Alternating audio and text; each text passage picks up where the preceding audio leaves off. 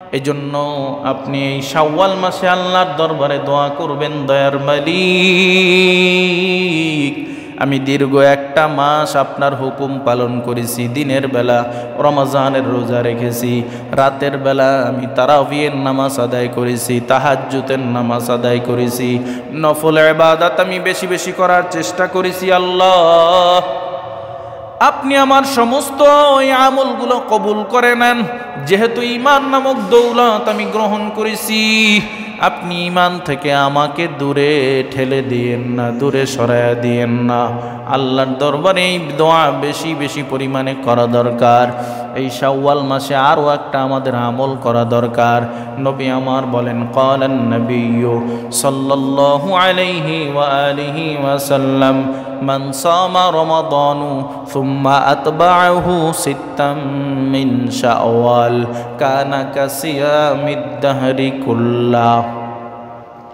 নবী আমার বলেন, দীর্ঘ একটা মাস রমজানের রোজা রাখার পর আমার কোনো উম্মত যদি শাওয়াল মাসের 6টা রোজা আদায় করে, শাওয়াল মাসের 6টা রোজা রেখে নেয়, তাহলে আল্লাহ পাক রব্বুল আলামিন কানা কাসিয়ামিদ দাহরি কুল্লাহ, ওই ব্যক্তির আমল নামার মধ্যে সারা বছর রোজা রাখার সওয়াব আল্লাহ তার আমল নামার মধ্যে দান করবেন। আলহামদুলিল্লাহ আলহামদুলিল্লাহিল্লাযী আ'তানা আত-তাওফীক লিআদাইল হুকুকি রমাদান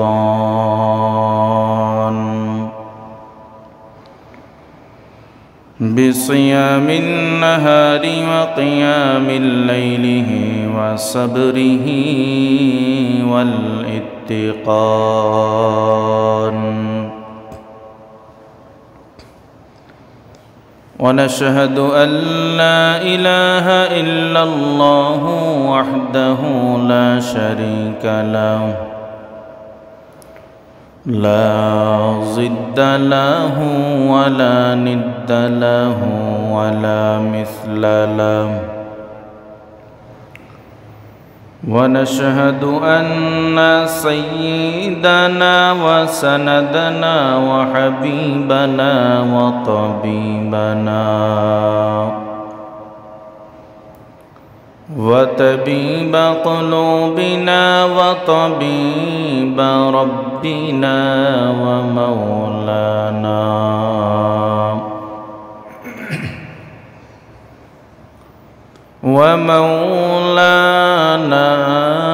محمدا عبده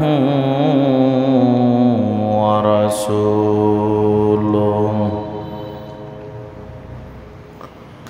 صلى الله تعالى عليه وعلى آله وأصحابه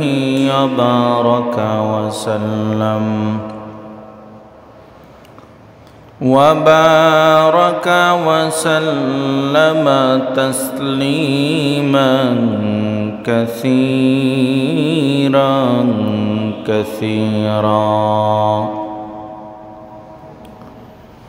الذي أرسله الله تعالى بالحق بشيرا ونذيرا وداعيا إلى الله بإذنه وسراجا منيرا.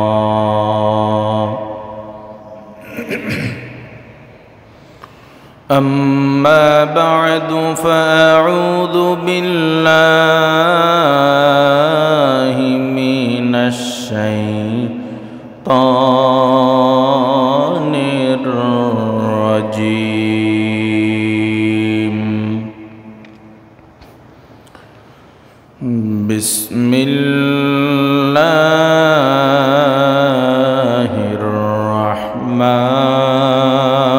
الرحمن الرحيم.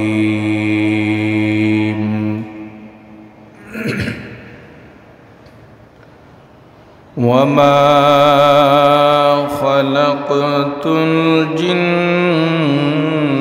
والإنس إلا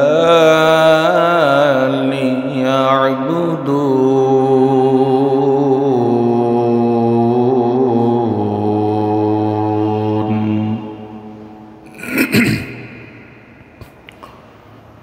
وقال النبي صلى الله عليه وآله وسلم: من صام رمضان ثم أتبعه ستا من شوال كان كصيام الدهر أو كما قال عليه الصلاة والسلام.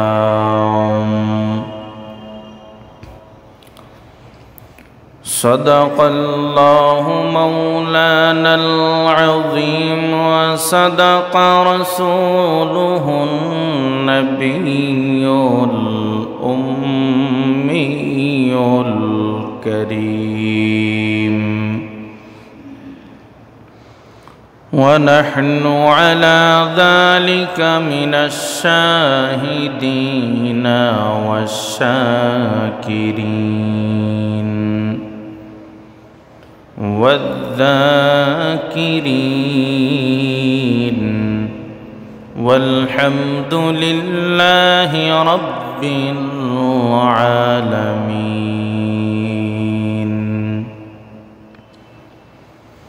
اللهم صل على محمد النبي الأمي الكريم وعلى آله وأصحابه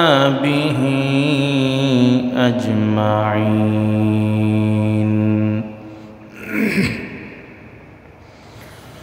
سبحانك لا علم لنا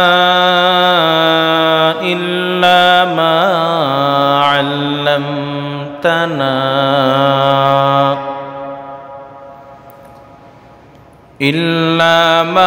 علمتنا إنك أنت العليم الحكيم.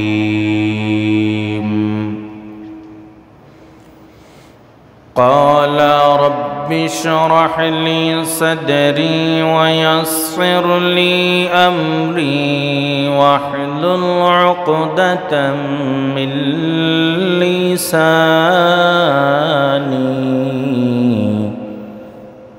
يفقه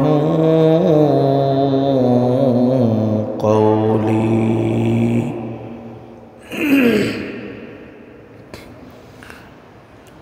الحمد لمن قدر خيرا وخبالا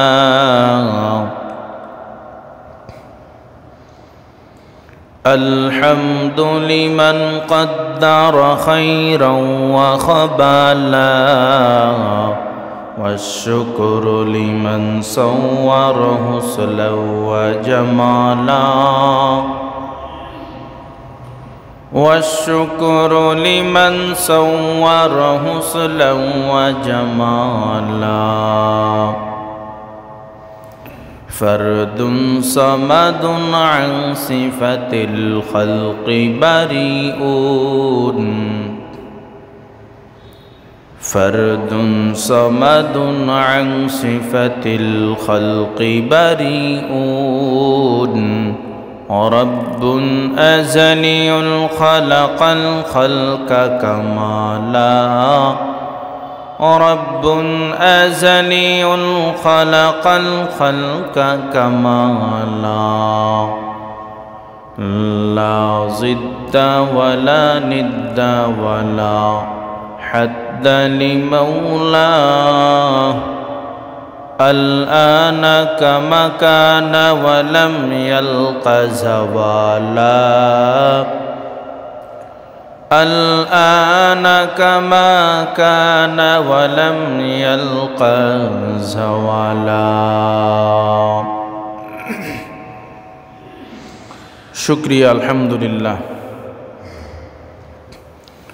মহান রব্বে করিম আল্লাহ তাবারক ওয়া তাআলার দরবারে লাখো কোটি শুকর ও সুজুদ, যেই মহান স্রষ্টা রব্বুল আলামিন আল্লাহ তাআলা আপনাকে আমাকে দয়া করে মায়া করে ইহসান করে ভালোবেসে দীর্ঘ একটি মাস আল্লাহর হুকুম সিয়াম সাধনার মাধ্যমে কাটানোর পর পবিত্র শাওয়াল মাসের প্রথম জুমা আদায়ের উদ্দেশ্যে আজানের সাথে সাথে রব্বে করিম আল্লাহ তাআলার পবিত্র ঘর মসজিদের মেহমান হিসেবে আসার বসার তৌফিক দান করেছেন। এই জন্য সেই মহান রব্বুল ইজ্জাতের দরবারে আমরা শুকর আদায় করি আলহামদুলিল্লাহ। কত মানুষ গত সোমবারে ঈদের নামাজ আদায় করেছে, আজ আমাদের মাঝ থেকে বিদায় নিয়ে চলে গেছে। বিশেষ করে বাংলাদেশের সকলের সুপরিচিত মুখ, বাংলাদেশের একজন প্রখ্যাত আলেমে দ্বীন হযরতে মুহাম্মদুল্লাহ হাফিজি রহমতুল্লাহ আলাই, তার সব থেকে ছোট সাহেবজাদা মাওলানা আতাউল্লাহ হাফিজি এই জুমার কিছুক্ষণ পূর্বে ইন্তেকাল করছেন। ইন্না লিল্লাহি ওয়া ইন্না ইলাইহি রাজিউন। তো গত ঈদ থেকে এই পর্যন্ত হাজারো মানুষ দুনিয়ার বুক থেকে চলে গেছে। আপনার আমারও যাওয়া লাগবে, কেউ আমরা চিরদিন এই দুনিয়ায় থাকতে পারবো না। আমাদের আব্বা থাকতে পারে নাই, দাদা থাকতে পারে নাই, পূর্বপুরুষ বংশধর কেউ থাকতে পারে নাই। দুনিয়ার জমিনে বাবার সামনে ছেলের লাশ চলে আসে, ছেলের জানাজা বাবাই দেয়, মেয়ের জানাজা বাবা আদায় করে, এক কথায় সন্তানের জানাজা, নাতির জানাজা দাদা আদায় করে। এরকম হাজারো প্রমাণ আছে। আপনার আমারও ওই কবর দেশের যাত্রী হওয়া লাগবে, কেউ আমরা চিরদিন এই দুনিয়ায় থাকতে পারবো না। তবে শর্ত হলো ঈমানের পুঁজি নিয়ে কবরে যেতে হবে, নেক আমলের পুঁজি নিয়ে আমাদের কবরে যেতে হবে। রব্বে করিম আল্লাহ তাআলা এই জন্যই আয়াতে কারিমার মধ্যে বলেন, ওমা খলাকতুল জিন্না ওয়াল ইনসা ইল্লা লিয়াবুদুন, আমি জিন এবং ইনসানকে আমার ইবাদত বন্দেগী করার জন্য পাঠাইলাম। এ গোলাম, তুমি মনে রাখবে, তোমাকে আমি চাকরি করার জন্য দুনিয়ার জমিনে প্রেরণ করি নাই, পাঠাই নাই। তোমাকে ব্যবসা করার জন্য পাঠাই নাই, সংসার করার জন্য পাঠাই নাই, ছেলে মেয়ে জন্ম দিবা এই জন্য তোমাকে পাঠাই নাই, তুমি আনন্দ ফুর্তি করবা এই জন্য তোমাকে পাঠাই নাই। ইল্লা লিয়াবুদুন, একমাত্র ইবাদত করার জন্য তোমাকে পাঠাইছি। তুমি আমার হুকুম পালন করবা, আমার আহকামগুলো তুমি পালন করবা, নামাজ তুমি আদায় করবা, রমজানের রোজা রাখবা, টাকা পয়সা আছে হজ করবা, দান সদকা করবা, যাকাত আদায় করবা। আমার এই হুকুমগুলো তুমি যদি পালন করতে পারো তাহলে তোমার ঠিকানা হবে জান্নাত, চির মুক্তির ঠিকানা, শান্তির ঠিকানা। আর এগুলো পালন করবা না, তোমার ঠিকানা হবে জাহান্নাম, যেখানে অশান্তির কোনো শেষ হবে না, আযাব এবং গজবের কোনো শেষ নাই, সীমা নাই, সংখ্যা নাই। প্রিয় উপস্থিতি, রমজান চলে গেছে। রমজানের মধ্যে আমরা যেভাবে আমলের মধ্যে নিমজ্জিত ছিলাম, শাওয়াল মাসের চাঁদ ওঠার সাথে সাথে আমাদের আমলও বিদায় নিছে। মসজিদে মুসল্লির সংখ্যা কমছে, কোরআন তেলাওয়াতের আওয়াজ কমে গেছে, জিকিরের আওয়াজ কমে গেছে, জামাতে নামাজ আদায় করার সংখ্যা নামাজি কমে গেছে। না, ঈদ আমাকে এটা শিক্ষা দেয় না, ঈদ আমাদেরকে এটা শিক্ষা দেয় না, বরং তুমি আল্লাহর দরবারে দোয়া করতে থাকো যে হায় মালিক আমার রব। রমজানে শয়তান শিকলে আবদ্ধ ছিল, আমরা গুনাহের কাজ কম করেছি। আল্লাহ বাকি রমজান পর্যন্ত আপনি আমাদের এভাবে আমলের উপরে থাকার তৌফিক দিয়েন, কোরআনুল কারীম তেলাওয়াত করার তৌফিক দিয়েন, নামাজ বেশি বেশি পড়ার, নফল ইবাদত বেশি বেশি করার, জিকির আসকার বেশি বেশি করার তৌফিক দিয়েন। এই দোয়া দরখাস্ত সদা সর্বদা আমাদের আল্লাহর দরবারে করা প্রয়োজন, করা দরকার। কারণ আপনি আপনার নিজের কাছে প্রশ্ন করবেন, রমজানে আপনি যেই পরিমাণে কোরআনুল কারীম তেলাওয়াত করছেন বাকি 11 মাস আপনার সেই পরিমাণ হবে না। রমজানে যেভাবে আপনি নফল ইবাদত করছেন বাকি 11 মাস ওভাবে হবে না। কিন্তু আল্লাহর দরবারে তৌফিক চাইতে হবে। তাআত তৌফিক তাআত হামজাতু, তাআত তৌফিক তাআত হামজাতু की अमानत तो इजाबत हमज़तु। एक ज़माना सोहबते बाउलिया बेहतर जा सोले ताअत बेरिया। बारामार दीर्घ একটা মাস আমরা রমজানে আল্লাহর হুকুম পালন করেছি। সিয়াম সাধনার মাধ্যমে আমরা আমার নিজের আমলকে পরিশুদ্ধ করেছি। রব্বে কারীম আল্লাহ তাআলা বলেছেন যে এই রমজানের রোজা যারা রাখবে, এই রোজা রাখার মাধ্যমে বান্দা তাকওয়া অর্জন করবে, মুত্তাকি হয়ে যাবে।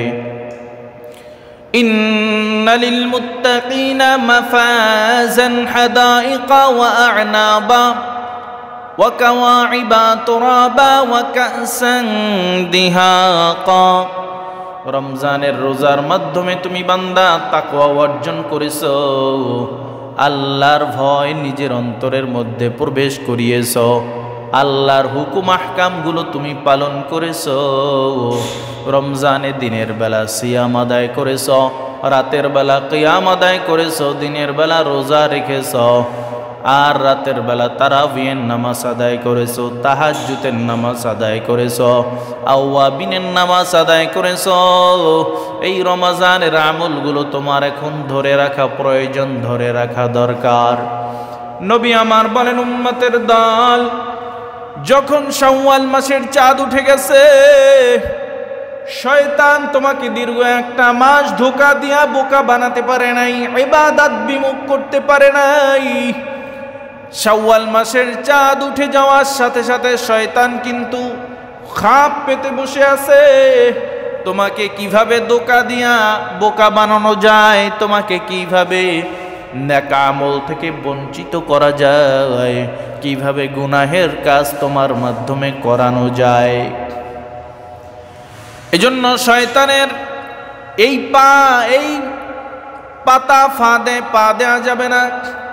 শয়তান তো চাইবে তুমি যেন জামাতে নামাজ আদায় না করতে পারো, শয়তান তো চাইবে তোমার মাধ্যমে যেন কোনো নেক আমল না হয়।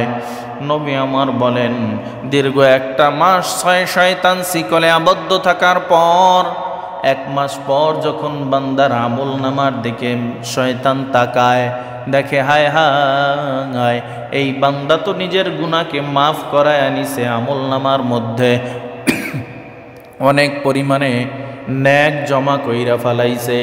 এই বান্দার এখন এই নেকগুলো এখন মুছে দেওয়া দরকার, নেকগুলো এখন বিফলে ফেলানো দরকার।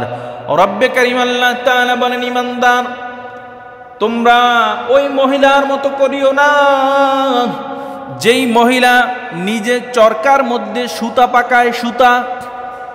সুতা পাকাতে পাকাতে অনেক সুতা যেই জমা হয়ে যায়, মহিলা ওই সুতাগুলো একত্রিত কইরা সিরা ফেলে দেয়, এখানে সেখানে বিছায়া ফেলায়।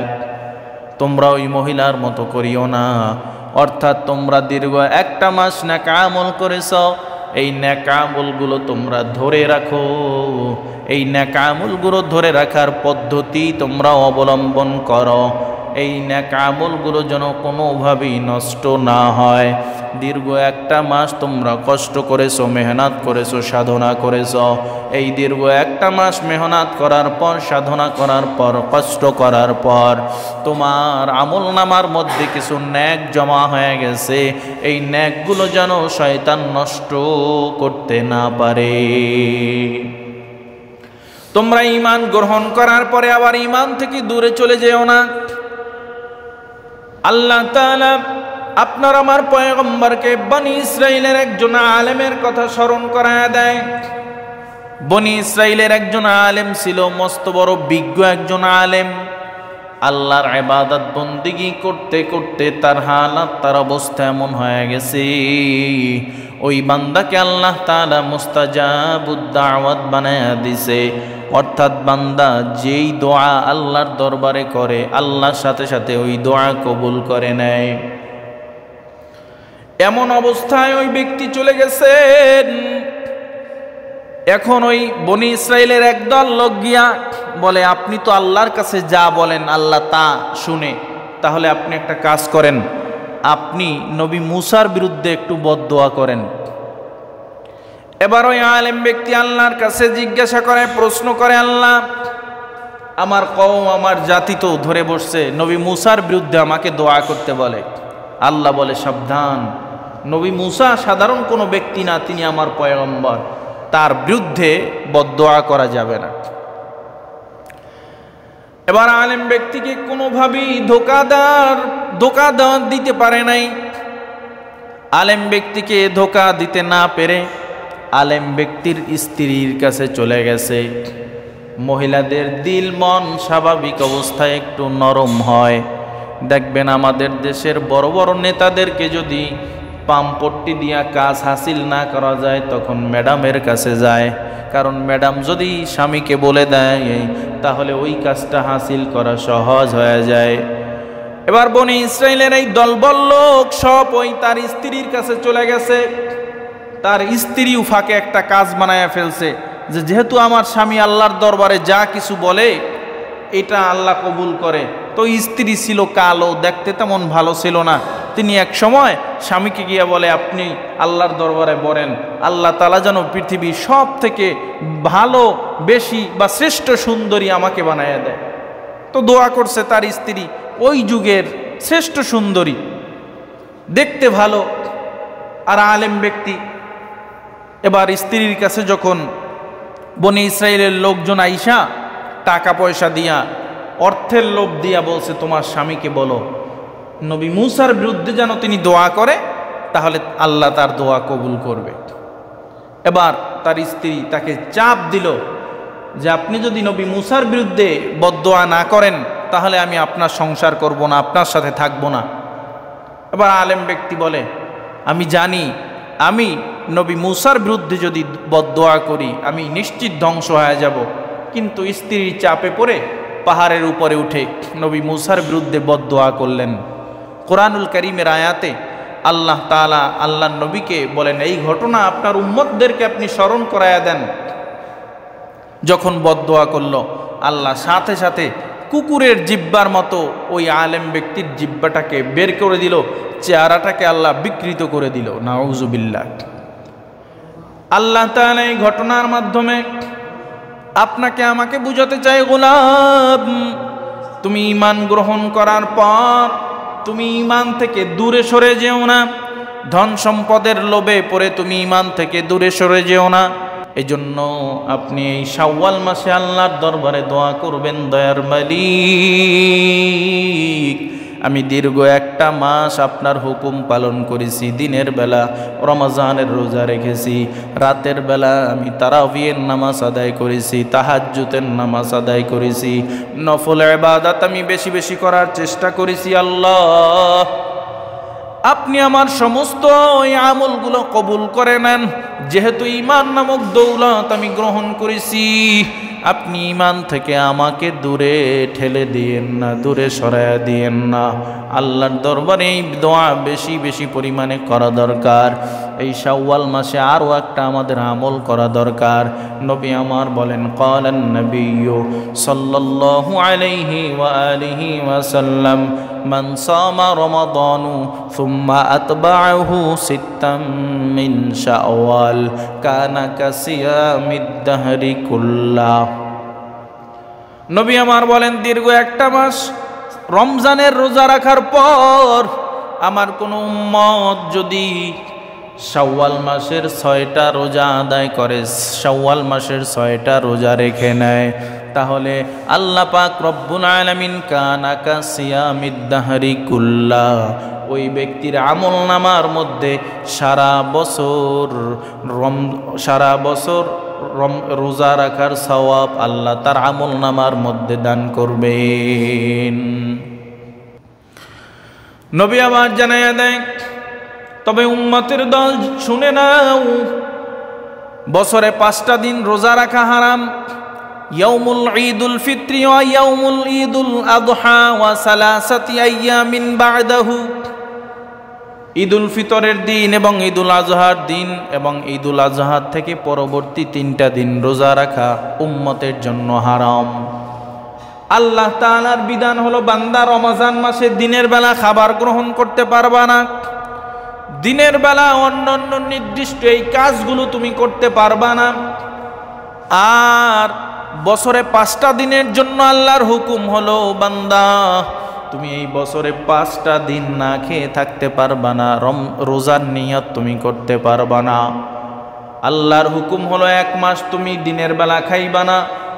আর ঈদুল ফিতরের দিন আল্লাহর হুকুম হলো, দীর্ঘ 1 মাস তুমি দিনের বেলা খানা পিনা গ্রহণ করো নাই, আজ সারাদিন তুমি যত পারো খাও, যত পারো গ্রহণ করো, খাবার খাও, পান করো। আল্লাহর হুকুম আহকাম যেই ব্যক্তি এভাবে পালন করবে, আল্লাহ যা নিষেধ করেছেন এগুলো করবে না, আল্লাহ যা করতে বলেছেন এগুলো করবে, ওই ব্যক্তির ঠিকানা আমার মালিক আল্লাহ তাআলা জান্নাতের সর্বোচ্চ মাকামে বানায় দিবেন।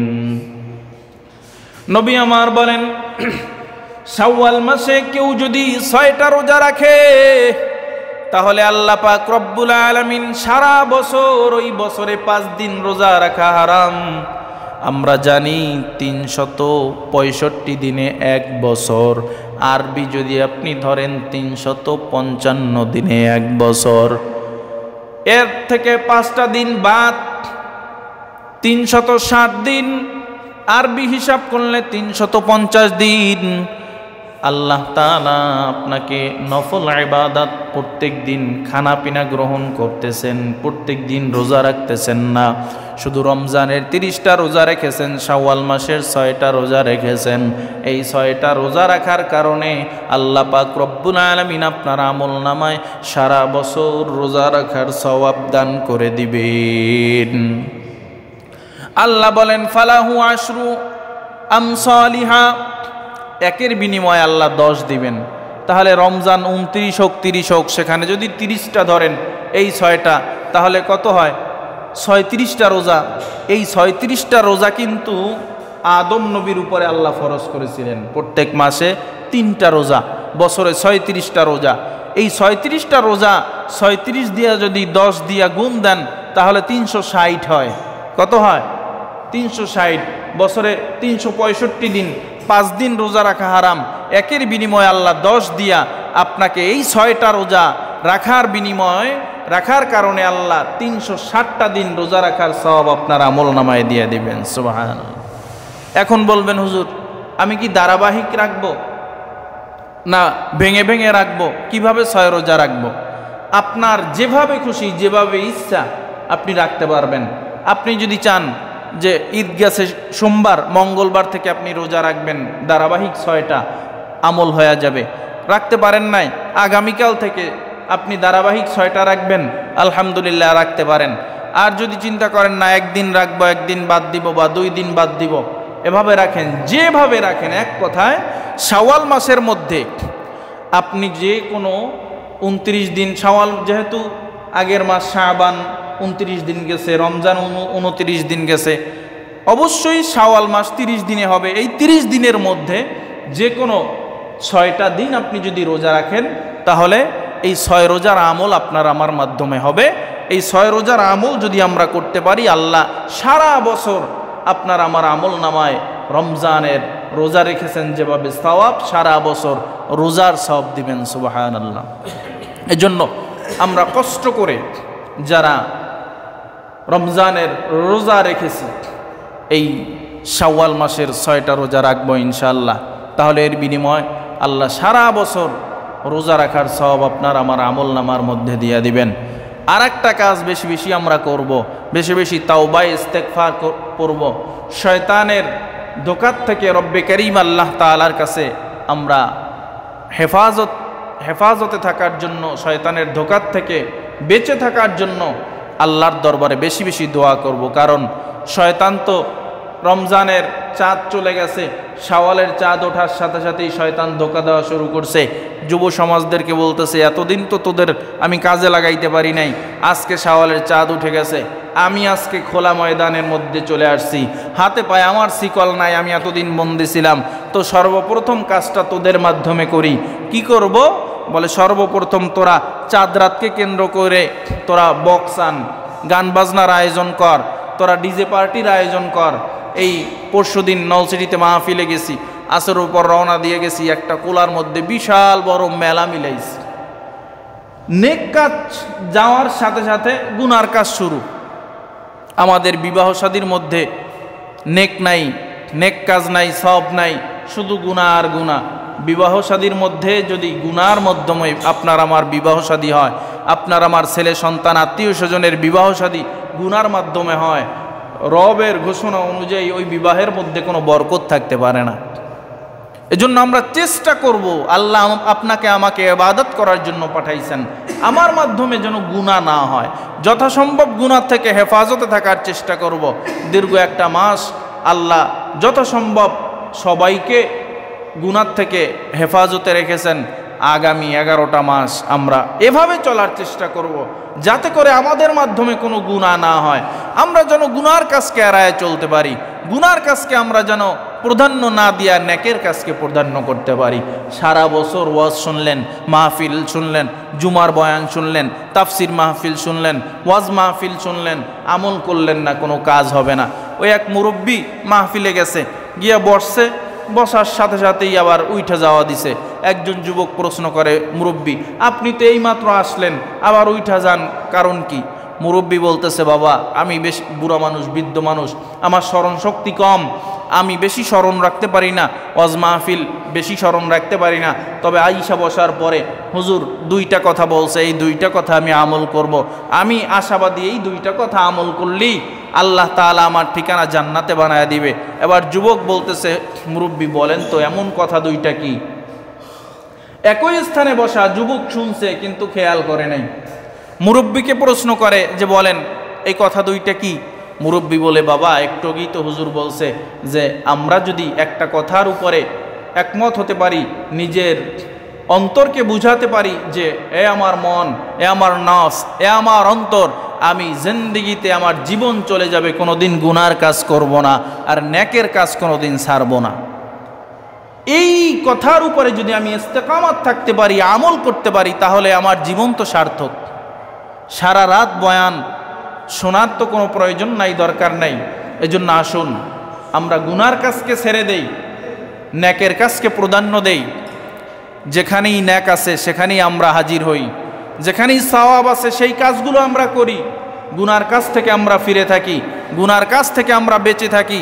রমজানে যেভাবে আমরা আমল করেছি ওভাবে বাকি 11টা মাস আমল করার চেষ্টা করি। কারণ আপনার আমার ঘরের দরজার সামনে কখন আজরাইল আলাইহিস সালাতু ওয়াস সালাম মৌতের সিটিটা বাজায় বসবে, আপনারও জানা নাই, আমারও জানা নাই। এজন্য আল্লাহর দরবারে যেন আমরা নেক আমল নিয়ে হাজির হতে পারি, নেক আমল নিয়ে যেন আল্লাহর দরবারে আমরা পৌঁছতে পারি। আল্লাহ পাক রব্বুল আলামিন আপনাকে আমাকে এই আমলগুলো করার, বিশেষ করে এই শাওয়াল মাসে 6টা রোজার আমল করার তৌফিক আল্লাহ দান করুন। আমিন।